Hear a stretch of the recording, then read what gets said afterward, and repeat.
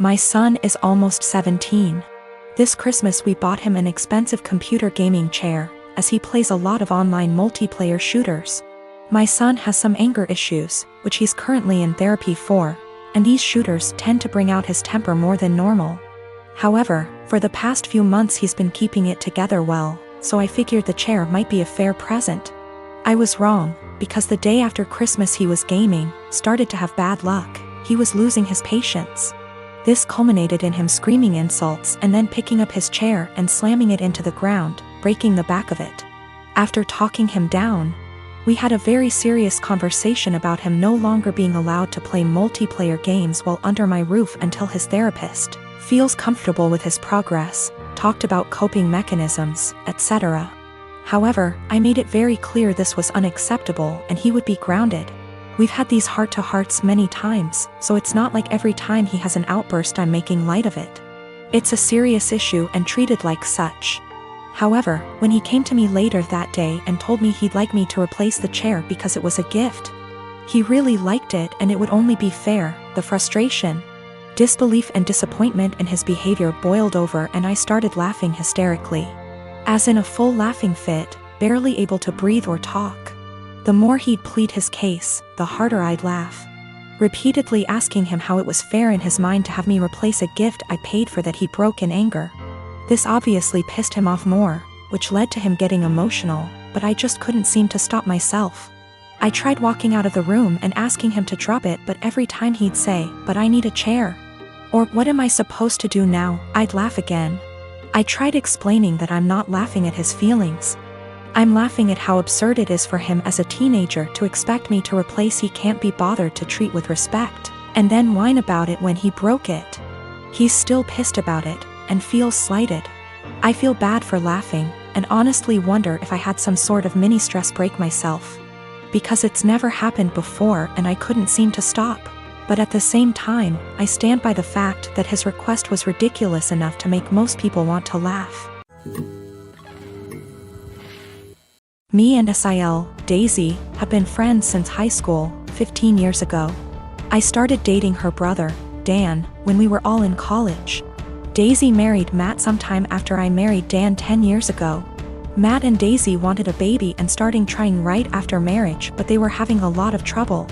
I am talking multiple failed IVFs, multiple late-term miscarriages, one of which was a stillbirth. The struggle went on for 7 years. I have helped her immensely through everything, financially and emotionally. Matt is unsympathetic sometimes. He behaves as if it's a batch of bad cookies and immediately guilts her into trying again. So, it always was up me and Dan to take care of her.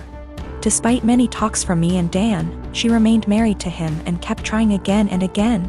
We have had many offers to leave the state / country for a better job, but didn't because we were scared to leave her alone. 3 years ago, I got pregnant. We broke the news gently to Daisy one day. She got real quiet and then asked us to leave. Later, she sent me an email saying she doesn't want to see me or Dan anymore and that this is all too much. We tried to console her but didn't work, so gave her space. 2 weeks before I was supposed to give birth, Dan passed away in an accident. I don't have any family except for Dan and Daisy. Daisy refused to attend the funeral because she will have to see me. The day before the funeral and I called her and begged her to come. I didn't think that I would be able to go through that without her. She hung up on me and didn't attend the service. Soon after that, I gave birth and I decided to move to another state. I cut off all contact with Daisy and started fresh. Now, me and my daughter are very happy and we are enjoying a comfortable life.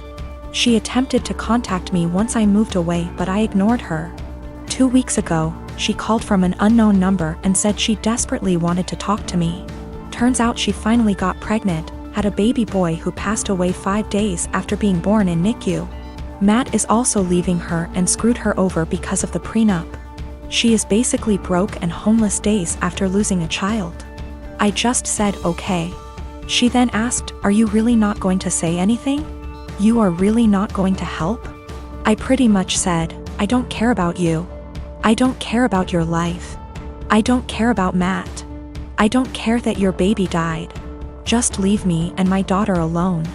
And then hung up. Since then she has been sending me multiple emails and VMs stating how awful I am and how heartless and how much Dan would be disappointed. I continue to just ignore everything. I am not going to have any sympathy or help her in any way. My brother-in-law, Sammy, lost his home shortly after his divorce 10 months ago. He moved in with us and brought his twin daughters, Olivia and Sloane 18, with him a couple of months ago.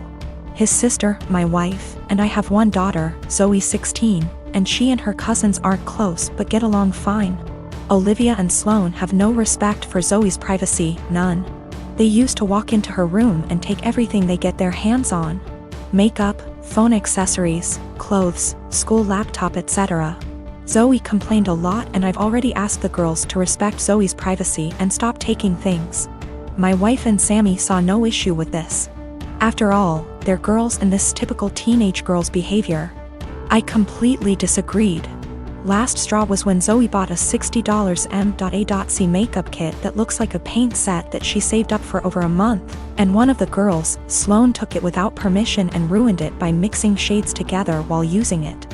Don't know much about makeup, but that's what Zoe said when she found the kit on her bed, and was crying.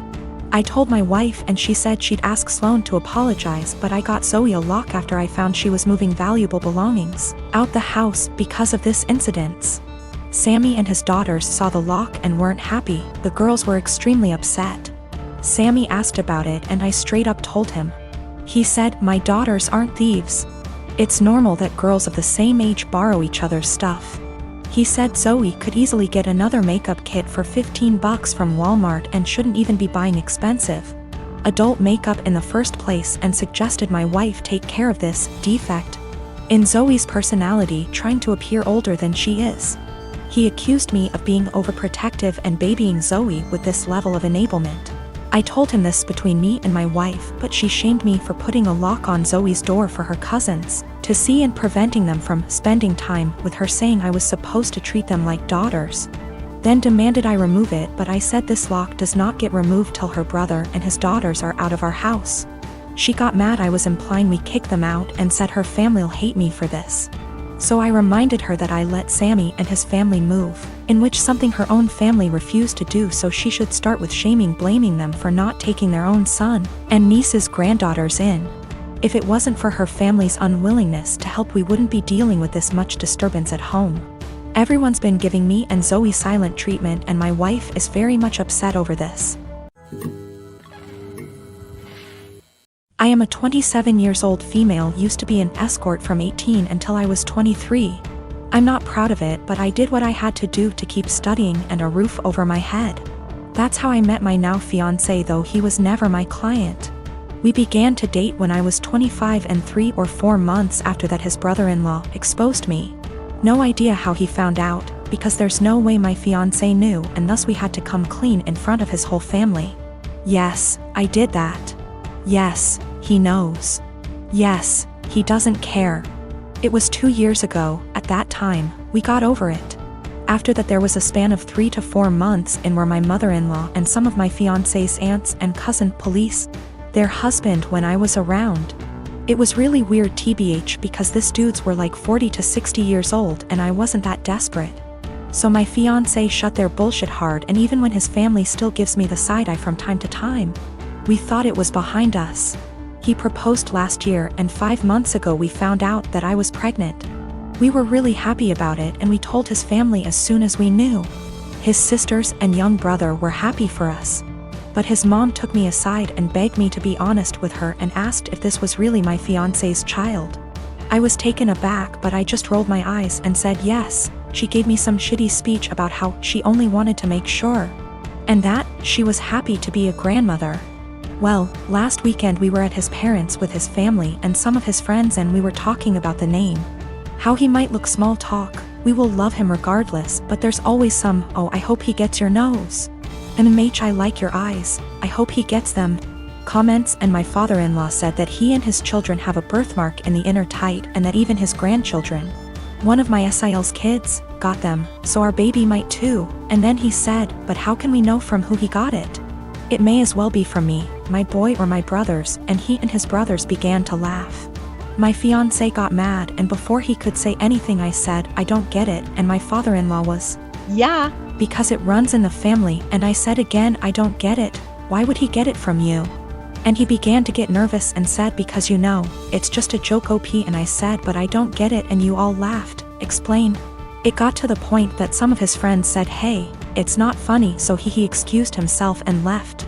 Later my fiancé's brother-in-law came to me and said that I was wrong for embarrassing him like that in his own house, and that I knew what the joke was about and of my past, I shouldn't be surprised.